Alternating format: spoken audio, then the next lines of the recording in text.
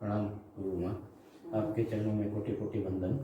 हाँ, मेरा प्रश्न ये है कि ये जो हाल की जो व्यवस्था है उसमें एक गुरु के कई अनेक शिष्य होते हैं, तो क्या वो सबका ध्यान रख सकते हैं क्या? ख्याल रख सकते हैं क्या? सही बात। तो क्योंकि माँ बाप है, उसके 4-5 बच्चे होते हैं तो उसका वो ख्याल रखते हैं, उससे ज़्यादा है तो वो कठिनाई होती है। तो गुरु के तो अनेक शिष्य होते हैं, तो उसका ख्याल कैसे कर सकते हो? सही बात है। ये तो भौतिक बात हो गई नहीं, माँ बाप अपने बच्चों को जो ब्रॉटअप करते हैं, गुरु जी तो आध्यात्मिक साइड में ले जाते हैं ना, उसी के अंतःकरण तक पहुँचना चाहिए ना।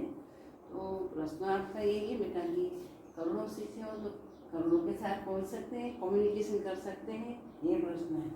तो सही बात है, गुरु के लक्षण जानना चाहिए। ऐसे गुरु है जो मैं अभी बताती हूँ, सदगुरु।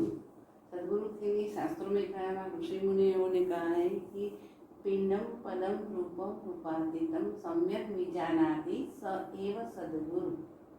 पिंडम पदम रूपम रूपातीतम सम्यक विजानाति स एव सदगुरु परिकीर्तितः।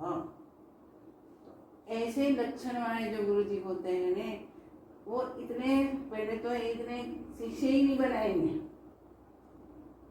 क्योंकि सभी आत्मज्ञान के जिज्ञासु है ही नहीं। इस लाइन पर कौन जाते हैं? गीता जी में भगवान कृष्ण ने कहा है कि चतुर्विधम माम भजते लोका, आर्त, अर्थार्थी, जिज्ञासु, ज्ञानी च मे प्रिय। 4 लोगों मेरे पास मेरी भक्ति करते हैं, तो आर्त, अर्थार्थ, जिज्ञासु और ज्ञानी। ज्ञानी में प्रिय है। तो देखो कि 4 लोग जो भजते हैं, वहाँ से हम समझते हैं कि आर्त यानी कि दुखी। 3 प्रकार के दुख है, आदि दैविक, आदि भौतिक और आध्यात्मिक। आदि व्याधि उपाधि बोलते हैं। उसी से जो दुखी है ने, वो भगवान की शरण में जाने, कहीं चारा नहीं आता, सब जगह से वो थक जाता है, हार जाता है, तब आर्त बन के भगवान के पास। तो एक ऐसा साधक होता है, भक्त साधक ही है ना ऐसे। तो आर्त अर्थार्थ, जो सब मन्नतें मानते हैं कि मेरा ये काम हो जाए तो मैं भगवान के पास ऐसा करूँ, यज्ञ करूँ, भगवान को मन्नत मानते कि 2-3 नारियल चढ़ा के आता हूँ, आऊँगी, ये सब। तो ये अर्थार्थ यानी कि बिजनेस एक प्रकार का भगवान के साथ। पैसा के लिए। पैसे के लिए करेंगे, कोई अच्छी शादी हो जाए, अच्छी डिग्री मिल जाएगी, ऐसा कुछ प्राप्त करने के लिए मन्नत मान के भगवान के पास जाता है। सकाम, वेरी गुड। तो ये सकाम जो भक्ति करते हैं वो अर्थार्थी भक्त साधक में आ जाते हैं। फिर जिज्ञासु किसी कहते हैं कि जो ये जगत कैसे बना, कैसे चलता है, इसी का विलय होगा तो कैसे होगा, कहाँ होगा, हम कहाँ से आए, ये सब जो जिसके मन में जिज्ञासा होती है, उसी के लिए जो कुछ न कुछ करता रहता है, वो जिज्ञासु भक्त है। सभी वैज्ञानिक लोग जो संशोधक है, रिसर्चर्स है, वो सब जिज्ञासु भक्त में आता है भक्त। लेकिन आगे के जो भक्त 2 हैं, उसी से तो ये चढ़ियाता हो गया ने, अब हो गया ने।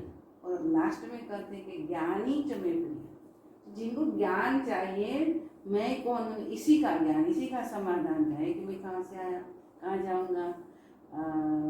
जीवन संपूर्ण हो जाता है, आफ्टर डेथ जीवन चलता है, यानी इसी के लिए जो सनातन प्रश्न है, इसी के लिए जो खोज करता है, तो उसी को ज्ञानी कहते हैं। और जब ज्ञान प्राप्त कर लेता है तो संपूर्ण ज्ञानी भक्त हो गया।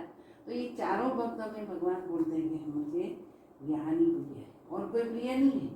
मेरे पास आते हैं, उसी का काम तो बनता है, लेकिन प्रिय कौन होता है? ज्ञानी भक्त होता है।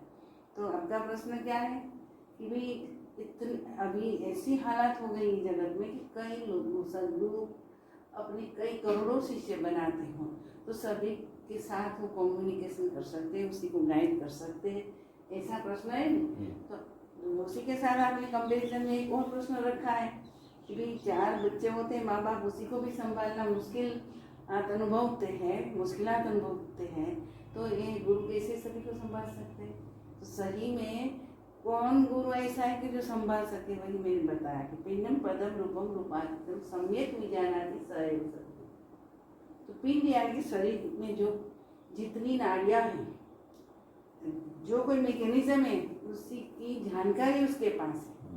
तो पिंडम जानता है, शरीर जानता है। पदम निर्वाण पद, मोक्ष की अपरोक्षानुभूति जिन्होंने की है, दूसरा लक्षण। तीसरा पिंड पदम रूपम, रूपम यानी कि इनके जो इष्ट देव है उसी का साक्षात्कार हुआ होगा, इसे कहते हैं। रूपातीतम निर्विकल्प समाधि, सविकल्प से उठकर, उन्मनी से उठकर निर्विकल्प समाधि जिन्होंने प्राप्त की वो ब्रह्मनिष्ठ हो गया।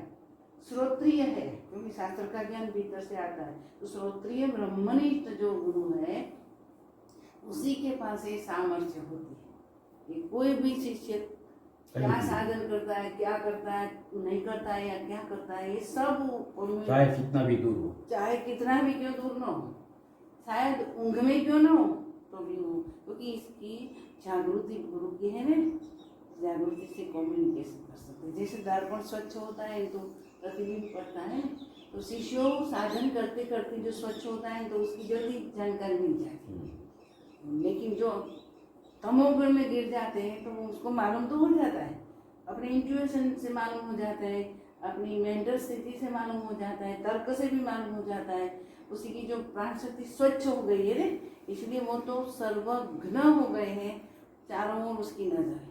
इधर बैठे बैठे अफ्रीका में क्या हो रहा है वो एक सेकंड में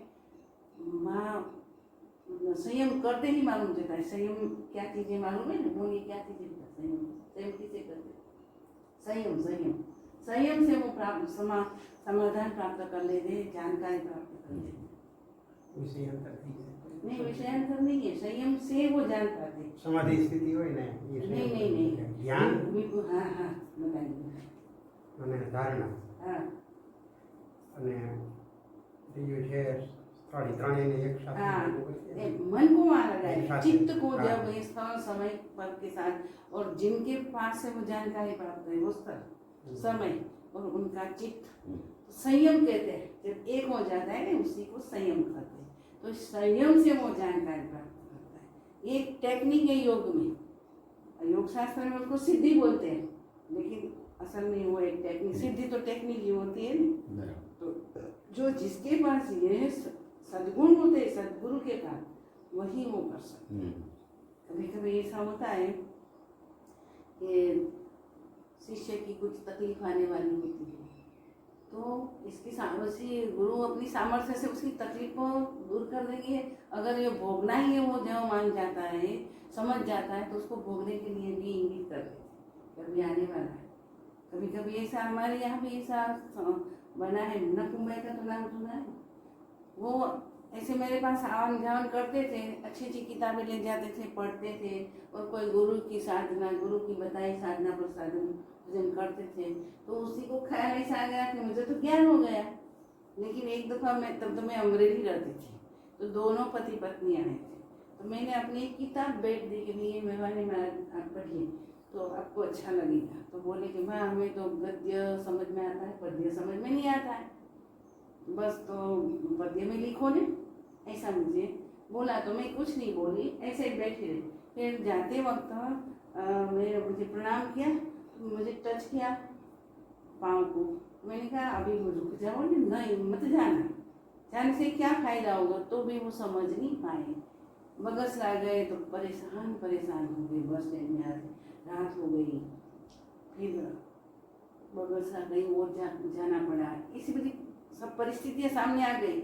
फिर उसने मुझे उसी टाइम तो फोन नहीं था, वापस आए तो बोले कि आपने मना कर दिया कि नहीं जा रहे, मत जाओ, तो भी हम गए। वो बाद में आए, बोले माता जी बोलना चाहिए। मैंने कहा बोलने से क्या, तुम तर्क करोगे, हम कहेंगे आप जाओगे तो मेरी बात नहीं, ये तो आपका तर्क है, क्योंकि बुद्धि इसी साधन में अड़ती है, तर्क हमेशा के लिए अड़ता। तो ऐसे कई घटनाएं हमारी लाइफ में हमने देखी, अनुभव किए। हमारे गुरु महाराज ने कभी कभी ऐसा हमें बताया है, सिखाया है कि ये सब सिद्धियाँ है, लेकिन इसी का इस्तेमाल नहीं करना, जो स्वाभाविक घटना बनती है। क्योंकि समर्पण भाव जिस शिष्य का होता है तो गुरु के साथ जुड़ जाता है, प्रेम से जुड़ जाता है। जैसे माँ को देखो, बच्चा के साथ सोती है माँ, तो जब माँ जरा सी भी दूर हटती तो बच्चा जागृत हो जाता है। अगर बच्चा जरा सा हिलता है तो माँ जागृत हो जाती है। क्यों ऐसा होता है? क्योंकि जुड़ गए हैं दोनों को प्राण शक्ति मन से, वो जुड़े हुए। तो जब प्राण से शिष्य और गुरु जब प्राण शक्ति से जुड़ जाते जुड़ हैं जाते उसको, इसी को तो मैं मधुरात वेद शब्द कहती हूँ। भगवान ने तो किसी को नहीं देखा है, दो हाथ वाले तो नहीं, वो तो बाकी सभी हमारी कल्पना है। जिनके पास भग प्राप्त हो यानी कि ऐश्वर्य प्राप्त हुआ है वही ईश्वर, तो ईश्वर तो कई है। तो सदगुरु के पास ये क्वालिटी होनी चाहिए, ऐसे सदगुरु अपने शिष्य का ख्याल रख सकते। कभी कभी ऐसा मुझे होता है तो मैं फोन भी कर देती थी कि भाई तुम क्या कर रहे हो, तो जूठा करते हो, बोलते हैं बाद में कि मैं बाद में बताऊँ, तो बाद में आके बताता था कि मैं ऐसा कर रहा था, गलत कर रहा था, अच्छा नहीं था। तो ये स्वाभाविक घटना बन जाती है, जैसे माँ बच्चों का होता है वैसे ही शिष्य गुरु का होता है। कोई घटना घटने वाली हो, कभी गुरु कहते भी नहीं, इंगित करते, कभी ऐसा हो जाता है कि बिल्कुल और अनिच्छनीय घटना बनने वाली हो तो गुरु जी अपना हाथ डाल के भी बचा देते। ऐसा होता है, मुझे तो ऐसा हुआ है। एक दफ़ा मैं साइकिल पर जा रही थी ने तो मेरा एक्सीडेंट हो गया, तो ऐसे ही किसी ने उठा के मुझे रख दिया, मुझे कुछ नहीं हुआ, खरोंच भी नहीं हुई। जो ये रास्ते पर बनी हुई घटना घट गई थी, तो कई लोगों ने देखा और कई लोग बोलने लगे कि हमने तो ये एक्सीडेंट देखा, कोई भी बच नहीं पाया। तो आप कैसे बची? मैं हमने हमारे सामने नज़र सामने हुआ, कैसे आप ऐसे खड़ी हो के नीचे आते? मैंने कहा मैं खुद नहीं आई, किसी ने मुझे ऐसे उठा कर बचा दी। तो ऐसा खुद का अपना अनुभव है। हमें भी ऐसे शिष्यों के साथ ऐसी घटना घट गई है, तो ऐसा होता है। लेकिन क्वालिटी शिष्य की भी इतनी ऊपर उठनी चाहिए। जो तमोगुणी शिष्य है उसी को भी करुणावश जो दीक्षा दी, रजोगुणी है तो उसी को भी प्रेमवश करुणावश दीक्षा दी, तो उसी का भी गुरु ख्याल करता है। लेकिन जिनके कर्म कठिन जटिल होता है उसी को पार करना बहुत मुश्किल होता है। इसीलिए गुरु जी सदगुरु कुछ न कुछ मार्ग बता दे।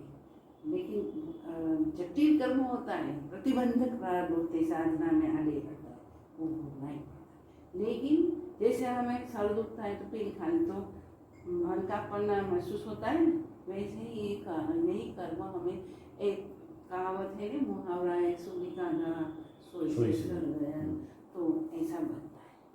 लेकिन एक बात यही है कि जिनकी शक्ति जागृत हो गई, ऊर्ध्वमुख हो गई, उसी का कभी अपमृत्यु नहीं होता, क्योंकि शक्ति खुद साधन करवाती है। श्रद्धा भक्ति से वर्षम गुरु के प्रति परंपरा की, और गुरु की परंपरा होनी चाहिए।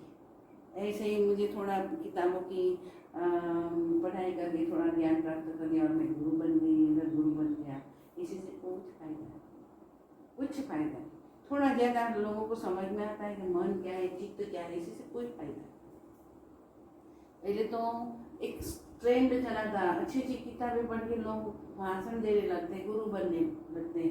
आखिरकार में हम जो उधार लेके धंधा करने चले तो कब तक धंधा चलेगा? है अपनी ही कमाई होनी चाहिए, अपना ही पैसा होना चाहिए, यानी कि अपना ही साधन इतना बलवत्तर होना चाहिए, बलवत्तम साधन हो जाएगा। और यहाँ तक पहुँच जाओगे तो उन्मनी स्थिति है, उसी से ऊपर उठ जाओगे तो गुरु हमारा समनी हो जाएगा, हम उन्मन हो जाएगा।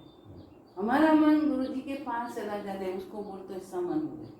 हमारा गुरु जी हमारे लिए समन हो गया, हम उन्मन हो गए, हमें आनंद प्राप्त हो गया। हमारा मन बिल्कुल गुरुदेव के चरणों में चला गया, तो मन ही तो सब करता है, सब मन का तो खेल है, नाटक है। तो हमारा मन गुरु के पास चला गया तो गुरु उसी को सजा बजा कर सवार करके उठा के। और कोई प्रश्न समझ में आ गई बात? और कोई प्रश्न? सदगुरु भगवान की जय।